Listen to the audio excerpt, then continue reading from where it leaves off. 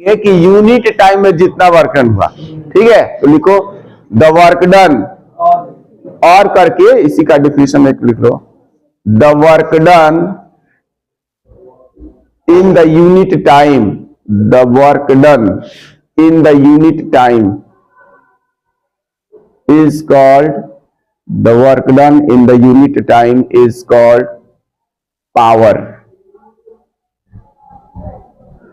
is called power, ठीक है। It is denoted by P, capital P लिखना, it is denoted by P, it is denoted by P, it is a scalar quantity, it is denoted by P। उसके बाद क्या लिखना है, it is a scalar quantity. Scalar का spelling बच्चा गलत लिख रहा है, CALAR है, SCALAR, ई नहीं है, ठीक है। और उसके बाद यूनिट्स लिख लिया कि नहीं लिखा, लिख लेना, its unit is joule per second और watt, its unit is joule per second और वाट। अब फॉर्मूला लिख लेना, पहले फॉर्मूला ही लिखाना चाहिए था, it's unit is joule per second और वाट। और दूसरी चीज, अब इसका फॉर्मूला लिख लो बोर्ड से, जो बोर्ड पे लिखा मैंने, power equal to W/T।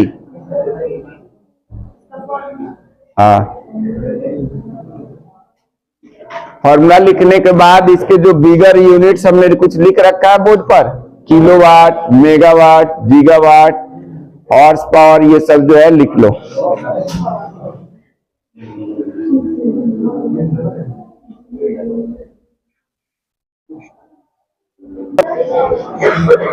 Next topic है हम लोग का, मोस्ट इंपॉर्टेंट है, अभी जो एग्जाम होगा उससे ये सब क्वेश्चंस आएंगे।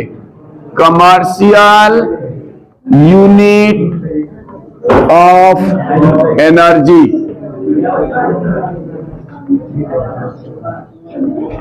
Commercial unit of energy.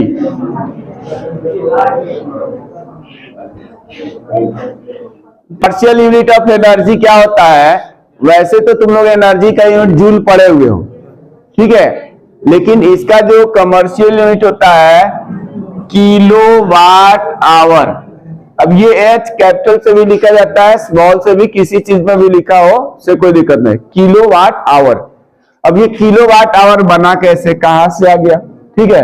देखो हम लोगों ने पावर का फॉर्मूला पढ़ा था, W equal to P equal to W/T पढ़ा था ना। तो इससे अगर हम W निकालेंगे तो ये क्या आएगा, P इंटू T आएगा। तो P होता है क्या, पावर, तो पावर का यूनिट क्या है, वाट, तो ये वाट हो गया। और टाइम का यूनिट सेकंड होता है, तो उसको इसने आवर में ले लिया, और जैसे ही इधर आवर में लिया तो इसको क्या कर दिया, किलो में कर दिया, किलोवाट। ये बताया ना, इसका किलोवाट जो है, वाट तो पावर का ही यूनिट है, और किलो हो गया मतलब उसका एक मल्टीप्लायर हो गया। मतलब थोड़ा सा जैसे ये सब kilo, mega, hecto, deca, deci सब पढ़े हो, वो मल्टीप्लायर में आ जाता है, तो ये मल्टीप्लायर हो गया। बाकी ये जो है यूनिट हमारा यही है, पावर का ही यूनिट है। और ये H यानी कि यहाँ पे टाइम का यूनिट, आवर, ठीक है।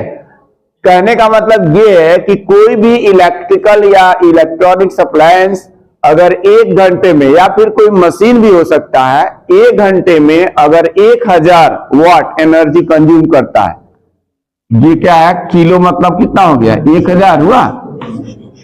1 घंटे में अगर 1000 वाट एनर्जी कंज्यूम होती है तो उसको 1 किलोवाट आवर कहते हैं। और यही जो 1 किलोवाट आवर होता है, ये board of trade, BOT, board of trade इसको बोला जाता है। तो ये बोर्ड ऑफ ट्रेड के भाषा में, यानी कि इलेक्ट्रिसिटी वाले में बोर्ड ऑफ ट्रेड, तो इसको यूनिट बोला जाता है, 1 यूनिट, यही कहलाता है 1 यूनिट। 1 किलोवाट आवर को 1 यूनिट भी कहा जाता है। जो बिजली बिल कंज्यूम होती है ना घरों में, तो अगर 1 किलोवाट आवर चल गया तो उसमें मीटर पे देखना, जो डिजिटल होगा तो 8 नंबर पे आता है, 8 नंबर के बाद 00 आएगा, तो उस पे उस नंबर के बाद उसमें किलोवाट आवर लिखा रहता है, 200 300 किलोवाट जो भी लोग होता है तो वो यूनिट होता है। ठीक है, जैसे कोई इमल्सन रॉड है या इलेक्ट्रिक आयरन है, 1000 वाट का है, 1 घंटे तक उसको आयरन करोगे, प्रेस करोगे तो 1 यूनिट चल जाएगा। ठीक है, अब मान लो मोटर है 1 HP का, मोटर जो आता है ना पानी भरने वाला, तो वो जो होता है 1/2 HP का भी आता है, 1/2 HP का भी रहता है, 1 HP का भी, 2 HP का भी।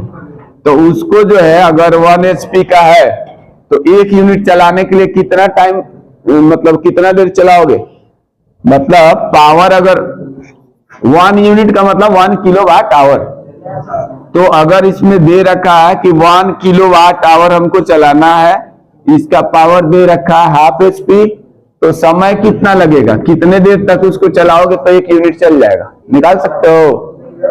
इसी फॉर्मूला में रख के निकालो ना, ये W = P × T है, तो ये है जूल एनर्जी, और एनर्जी यहां पर जो है कह रहा है कि 1 किलोवाट आवर लेना है। 1 किलो का मतलब 1000 या 10⁻³ वाट का मतलब जूल पर सेकेंड, और आवर का मतलब है 60 × 60 सेकेंड्स।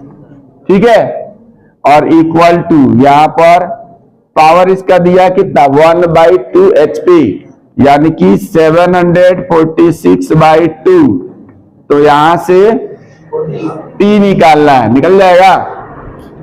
इधर लेफ्ट साइड में इतना टर्म है, ये सेकंड से सेकंड तो कट जाएगा, 2 इधर क्रॉस मल्टीप्लाई होगा और 786 भी इधर आएगा, तो टाइम निकल जाएगा। ठीक है, तो वैसे निकाल सकते हो कि कितना देर तक उसको चलाओगे तो 1 यूनिट जो है खर्च हो जाएगी। ठीक है, इलेक्ट्रिक आयरन में भी होता है, उसमें भी होता है। फिलहाल इसको अभी हम लैंग्वेज लिखाएंगे, लेकिन इसमें एक टर्म आता है, 10th क्लास में भी आता है, 12th में भी आता है, ये सभी क्लासेस में पूछा जाता है कि convert 1 kilowatt our into joule. क्या क्वेश्चन आता है, convert 1 kilowatt our into joule.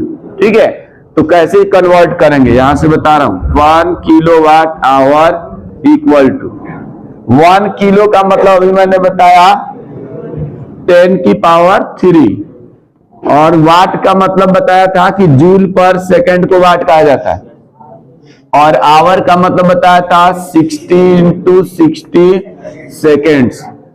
Second की पावर -1 तब हुआ है जब ये अपॉन में रहा होगा, तो सेकेंड से सेकेंड कट गया तो जूल बचेगा। अब इसको मल्टीप्लाई कर लो, 6 × 6 कितना होता है 36, और 10⁻³ इसका और 2 इसका, तो 10⁵ और ये जूल आ गया। ठीक है, जब भी 10⁻³ या उससे ज्यादा अगर वैल्यू हो जाता है, यानी 1000 से ज्यादा, तो हम लोग स्टैंडर्ड फॉर्म में लिखते हैं। स्टैंडर्ड फॉर्म में डेसिमल पॉइंट जो होता है उससे ठीक पहले एक डिजिट होता है, और वो डिजिट 1 से 9 के बीच होता है, मतलब 0 नहीं होगा। तो डेसिमल पॉइंट यानी हम 3 और 6 के बीच में शिफ्ट करना चाहते हैं, तो इसके लिए 10 से डिवाइड कर दे रहे हैं। अब 10 से डिवाइड अपने मन से किया है तो 10 से मल्टीप्लाई भी करेंगे, ये ध्यान से समझ लो, ये मोस्ट इंपॉर्टेंट है। 10th 12th सब में एमसीक्यू टाइप में और बोर्ड एग्जाम में 2 मार्क्स का क्वेश्चन ये आता है कन्वर्ट करने वाला। तो ये कितना आ जाएगा, इसमें 36 में 10 से डिवाइड करेंगे तो कितना आएगा 3.6, और ये 10⁻6 जूल। ठीक है, तो याद रखना कि 1 किलोवाट आवर जो होता है 3.6 × 10⁻6 जूल के इक्वल होता है। ठीक है, एमसीक्यू टाइप में ये क्वेश्चन जब आता है तो केवल ये क्वेश्चन पूछ देगा कि what is the value of 1 kilowatt our in joule, तो वो ऑप्शन हो जाएगा। ठीक है, और अगर इसको आता है कि convert 1 kilowatt our into joule, तो ऐसे करके करना है तो 2 मार्क्स का आएगा। ठीक है, अब बाकी